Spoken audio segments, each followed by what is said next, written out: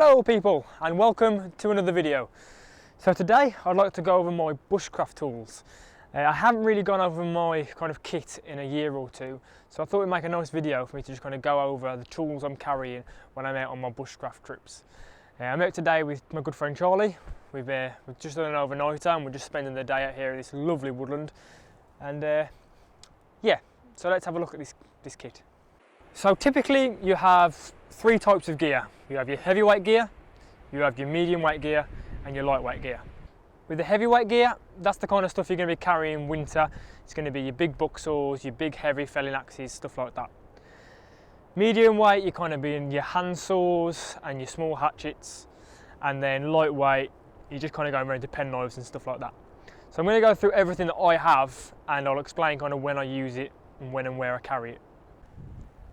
Okay, so I thought I'd shoot it under the tarp, simply because it's a little bit less windy and we've got the wool blanket down so I can show you what I've got. So I've got six tools here. I'm not a very tool heavy person. When I go, I don't tend to carry that much stuff. But I do have a little array of things that I do kind of change in and out as I go on different outings. So we'll start with saws first, then we'll do axes, and then we'll do knives. Organise that, Brian. There you go. So, the typical one that everybody has is the Laplander. Now, mine's very worn down. I've kind of, it's pretty much silver now. The black's kind of all going off it. But it's been a good saw. I tend to carry this on most outings if I'm having a small fire. If I'm backpacking, I don't carry it at all. If I'm going out for a longer period of time where I want to have ease of fire and I want bigger logs, I'll carry a slightly bigger saw. But I am going to change this out. I'm going to go for like a silky saw maybe next, because it's nearly at the end of its life. I'm thinking I want to try one of those longer bladed silky saws or something like that. I'll shop around. But I'm carrying this in a canvas sheath that I made, just a very rough canvas sheath. Never bothered to get a leather one for it, I don't know why, but that just holds it nicely and it was cheap to make. It literally took me a couple of minutes to make. So yeah, that's the Laplander. Next up, I need to make a little bit of space here, 2 seconds. Next up is we have a slightly bigger saw. Don't always carry one of these, in fact it's rarely I do carry one. But I've only actually recently made myself this. We used to carry Jordans on our outings that we used to go on. But anyway, I've made this canvas sheath for it. This is my Bucksaw, by the way, if I haven't already noted. Made this canvas sheath for it of two different types of coloured canvas, which is quite nice, with a strung popper on there. In the top there's a piece of cordage for the Bucksaw, obviously, and then you've got the three components that you need. Pop that over there. Built the Bucksaw in such a way that it's hang on, if I can do it. He says. Sorry, it's because I've been using it today. I built the Bucksaw in such a way that it disappears and goes back into itself. Just quickly build this just to show you. It's a very simple build. Took me about half a day to do. It's a great little thing though. Just carry a piece of paracord with it, 550. Thread it through one side. Thread it through the other.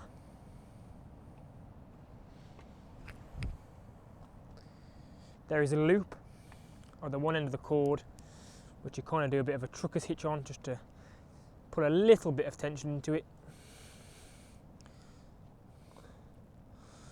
Bang a half hitch in there. Sorry, I'm not looking at the camera, I'm trying to look at what I'm doing. 2 half hitches, and you're away. And then you have this little piece, I don't know the official term, sorry.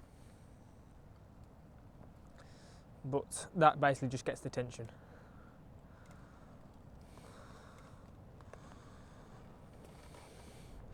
And there you have it, that is a solid 21-inch saw. So if you're going through some hardwood like oak or ash, it's a little bit more difficult to saw through, especially with the smaller kind of hand saws like the backhoe. This absolutely tears through it, and you can resharpen the blade as well, which is nice. So yeah, that's my saw, and it has a lovely leather canvas sheath to go with it. Now to axes. I only own 2 axes. I am shortly to start a project on a new one. I want to make myself a larger axe, and I want to make the handle myself. The first axe I ever bought, and it was one of the first bushcraft items I actually ever bought, was the typical old, what was it called now? Granville's Brook small forest axe. It's been with me now for 4 years. It comes on the camps with me. I don't really take it on days out. To be honest, I don't really use it that much anymore because I'm not very big into. I've kind of learned ways of getting around having to split wood down. So the only thing I really use it for is carving.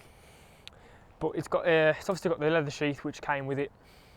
This is actually recently sharpened because I sharpened it the other day, and I made myself a leather neck for it because I do actually have a few chips because I didn't know about that before. But yeah, no more chips for me on that one. See, I carry that. It's a nice little kind of backpacking. It's big enough to fit in your backpack, but anything more, I wouldn't carry it because I think it's about 1.2 kilos. This is.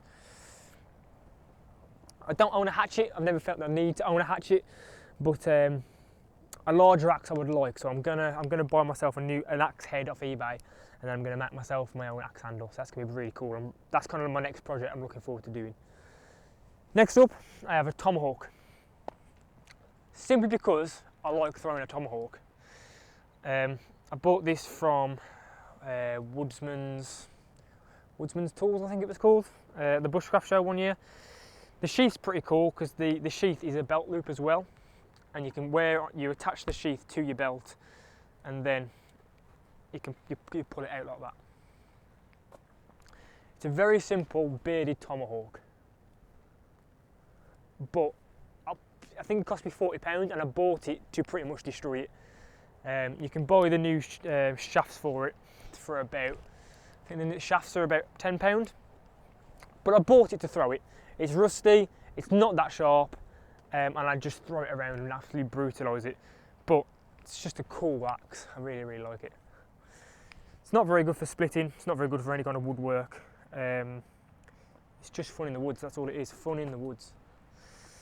And to fasten that, you just tie that together.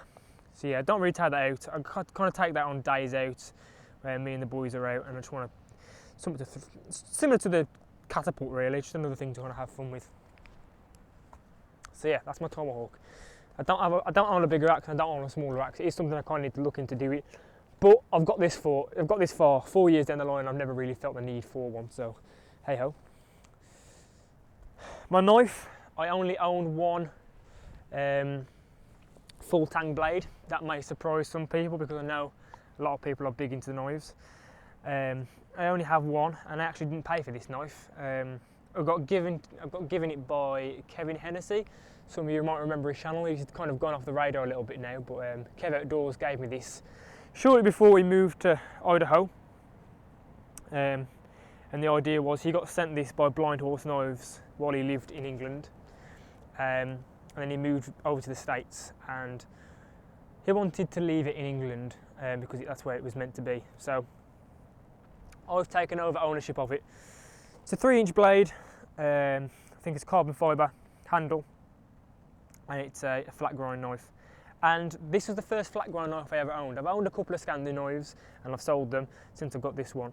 And I do actually prefer a flat grind knife now compared to a Scandi, and I really do like this knife. It stayed with me, and it's just a solid little blade. And I've moved away from the 4-inch now, the 4-inch handle. Sorry, the 4-inch blade. I do like the 3-inch blade now. So that's a Blind Horse knife, and it came with the Blind Horse knife sheath. I added my own dangler onto it because I do think the dangler function is really good. It means it's on your hip, but it's movable. So when you're sitting down and stuff, it's not getting in the way.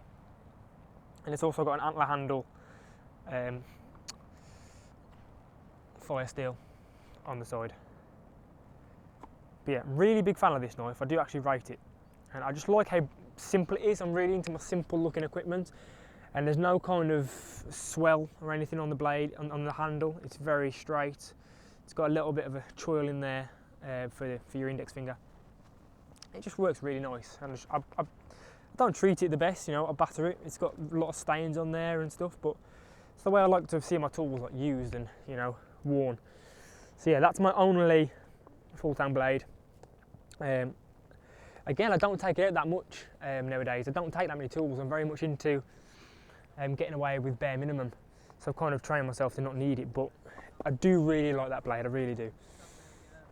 The next tool, or the final tool, is my penknife. Very small penknife for doing small minimal tasks. It's my everyday carry pocket knife. It's a Rough Rider blade, and it's got 3 blades on there. You've got a large blade, slightly smaller blade, and then like a utility blade. I use a larger blade for food tasks. I use the smaller blade for wood carving and whittling tasks, and then I use the utility blade for kind of cutting rope and stuff like that.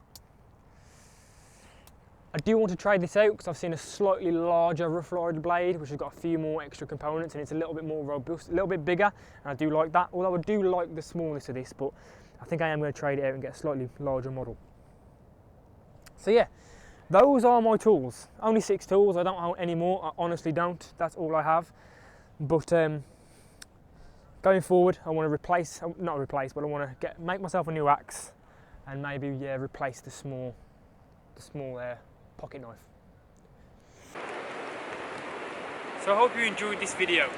I'll leave a link in the description for all the tools that I carry, so if you're interested in them you can go and have a look at the prices and see if you'd like to kind of purchase them yourselves.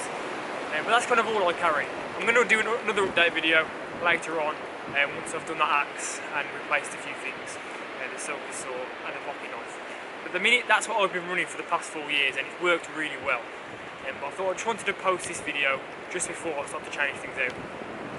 So yeah, other than that, I hope you enjoyed the video. Thanks for watching, and I'll see you again very, very soon. Hello again, people. So I hope you enjoyed that video. It's one I've been meaning to make for some time now. Tools are something I hold quite dear to me. I really do enjoy a good tool. However, like I mentioned in the video, it's not something I've been using very much of late, so I am going to kind of get back into it, and I want to get more into the crafty side of bushcraft, because I have been doing a lot of hiking as of late. All of the links to the tools that you see in the video will be in the description, so if you'd like to go and have a look at that, you can do. If you do like those style of videos where I am out in the woodlands doing bushcraft, then take a look at the video that's on screen. This is a series that I did a couple of years ago now, where me and my good friends Bill, Jordan and Matt, we all went to Sweden for a week. So that's a full series, 7 days, and that's day 1 there. And we just paddle, bushcraft, carve, you name it, we pretty much do it on that trip. So yeah, go and check that one out. It's a really good kind of bushcraft style little series to have a look at. Other than that, I hope you enjoyed the video. Thanks for watching, and I'll see you again very, very soon.